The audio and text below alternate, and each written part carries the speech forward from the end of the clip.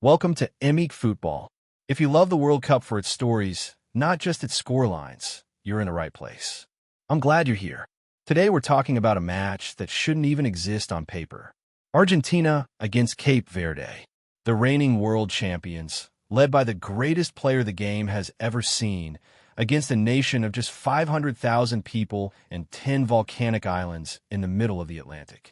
On one side, Lionel Messi, chasing history at 39 years old, already the all-time top scorer this tournament has ever seen.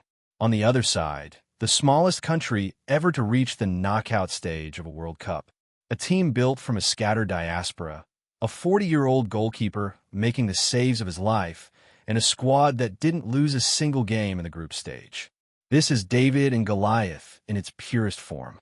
And tonight, in the Miami Heat, we find out whether the miracle takes one more step forward or whether the champions do exactly what everyone expects. In this video, we're going to break down how Cape Verde got here against every possible odd, why Argentina might be more vulnerable than the scoreline suggests, and what has to happen for the impossible to actually come true. So sit back and let's get into it, because this is exactly the kind of match the World Cup was made for.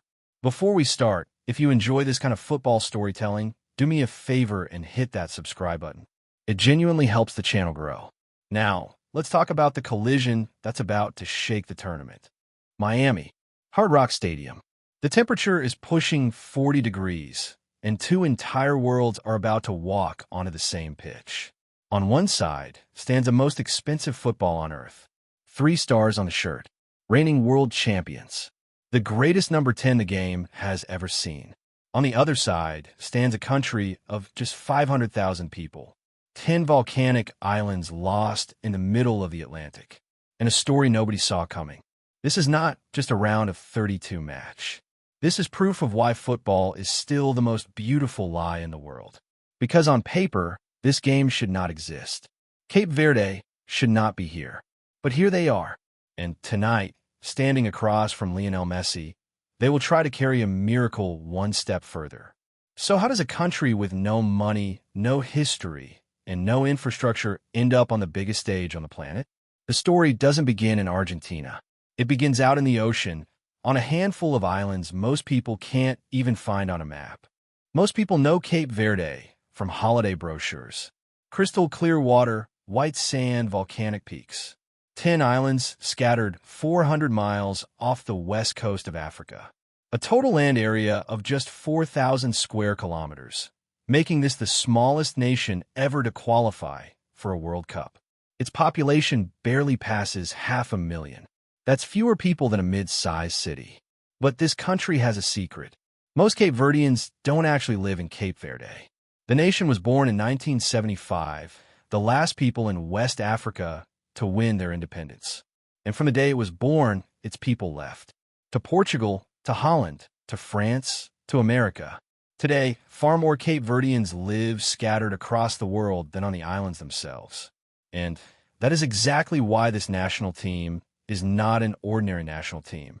This team is the story of a diaspora coming home, of a scattered people finally gathering under one flag. Players born in different countries, raised in different leagues, but carrying the same island blood. So here's the real question. This country has no budget, no academies, no facilities. Its national stadium holds just 8,000 people. 10 years ago, the pitches were mud, the money was nothing, and the players were scraped together from Europe's lower divisions. So how was this team built? The answer is one word: diaspora. Cape Verde called its scattered children home. Players raised in Portuguese leagues, developed in Dutch academies, playing in France, came back one by one to wear the flag of their ancestors. And at the head of it all stood one man, Bubista, a former international who wore this shirt for 16 years. A man who lived through the mud, the poverty, the empty years himself. His philosophy was simple. We are a small country, but we have a big heart. And with that heart, they did something nobody expected. In qualifying, they kept 10 clean sheets in a run of games built on discipline, organization, and unity. No stars, but a system. They beat the African giant Cameroon 1-0 in their own backyard. And on the 13th of October, 2025, they beat Eswatini 3-0 and walked into history. Goals from Livramento, Semedo, and Stopura, and that little 8,000-seat stadium erupted. The whole country stopped that day. Shops closed. People flooded the streets. Because this was more than a football result. This was a way of saying to the world, we exist. Every legend needs a hero. Cape Verde's is 40 years old. His name is Vozinha, a goalkeeper. Across his career, he played in 6 different countries, always in the lower leagues, always in the shadows. Last season, he was in the Portuguese 2nd division at a club called Chaves. 40 years old, at an age when most men have long since hung up their boots, he is playing the games of his life. Against Spain, he made 7 crucial saves and kept one of the tournament favorites from scoring a single goal. But that night, one person was missing from the stands. His mother, Ana Candida. Visa problems kept her from watching her son's greatest performance. But she made it to the next match. And that 40-year-old goalkeeper, with his mother waving a tiny Cape Verde flag in the crowd, shut out Saudi Arabia too. Vozinha said one sentence that captured this entire team. We are small, but we have big hearts, and we are fighters. That is the man who will stand across from Messi tonight. A man who has waited 20 years for this exact moment. And there's a name in this squad that will sound familiar to some of you. Ryan Mendes, 36 years old, 96 caps, the last survivor of this team's golden generation. And do you know where he plays right now? In Turkey, in the 2nd division, for a club called Igdir. So in the squad that will look Messi in the eye in Miami tonight, there's a player who spends his weekends grinding it out on the pitches of Anatolia. That fact alone tells you how impossible this story really is. The biggest stage in the world, filled with men who came from the very bottom. Nobody gave them a chance. When they were drawn into Group H, everyone laughed. Spain, Uruguay, Saudi Arabia. Poor Cape Verde, they said they'll be packed up and sent home in 3 games. But football sometimes writes its own script. First match, European champions, tournament favorites, Spain. The result? 0-0. The whole world was stunned. Second match, 2-time world champions, Uruguay. Kevin Pina scored his country's first ever World Cup goal, and the game finished 2-2.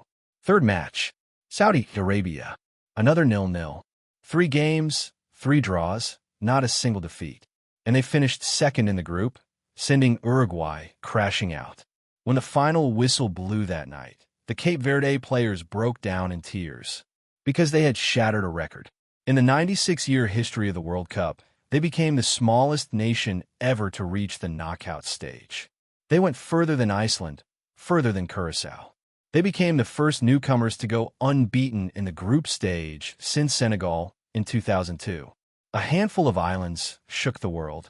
And now, standing across from them, is Goliath. World champions Argentina. But not just world champions. A team that puts the greatest player of all time onto the pitch. Lionel Messi, 39 years old, playing his 6th World Cup. And in this tournament, he is literally rewriting the record books. He passed Klose's mark of 16 goals. He now stands alone as the all-time top scorer in World Cup history on 19 goals. In this tournament, he has scored 6. A hat trick against Algeria, a brace against Austria, a free kick against Jordan. He became the first player in history to score in 7 consecutive World Cup matches. Right now, he sits at the very top of the Golden Boot race, level with Mbappe. Scaloni's side finished the group stage with 3 wins from 3, 9 points, no losses. But hidden inside that perfect record is a danger. Of Argentina's 8 goals in this tournament, 6 belonged to Messi. The other 2 came from set pieces, a free kick and a penalty, which means from open play, nobody other than Messi has scored. They call it Messi dependency. Scaloni says he isn't worried, but the truth is right there in front of everyone. This team's heart beats through a single man. And that is exactly where Cape Verde's one hope is hidden. So what happens now? On paper, this match is already over.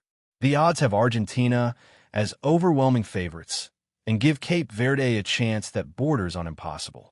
But football isn't played on paper. Cape Verde has a plan, and that plan has worked all tournament long. Sit deep, Keep the blocks compact, lock the goal, and take your one chance. The wall that stopped Spain, the discipline that drove Uruguay insane, will line up in front of Messi tonight. And the 40-year-old Vozinha will be waiting to make the save of his life. But on the other side stand a man who, when he finds space, stops the world. If Messi finds that gap, if that left foot speaks just once, the entire wall can come down in an instant. That is the tension of this match. On one side, the greatest of all time, chasing the summit one final time.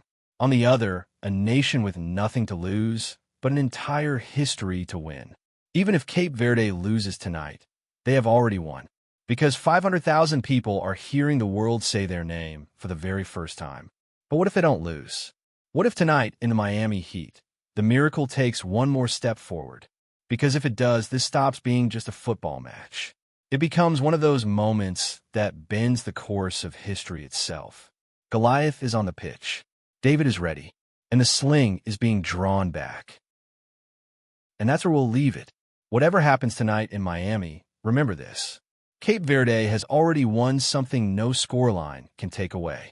500,000 people are hearing the world say their name for the very first time. And if the miracle somehow survives one more round, we might just be watching one of the greatest underdog stories the World Cup has ever told. So here's my question for you. Do you think Cape Verde can pull off the impossible, or does Messi end the dream tonight? Drop your prediction in the comments. I read every single one. If you enjoyed this video, hit that like button, subscribe for more football stories like this one, and I'll see you in the next one. This has been Emig Football. Take care, and keep believing in the underdogs.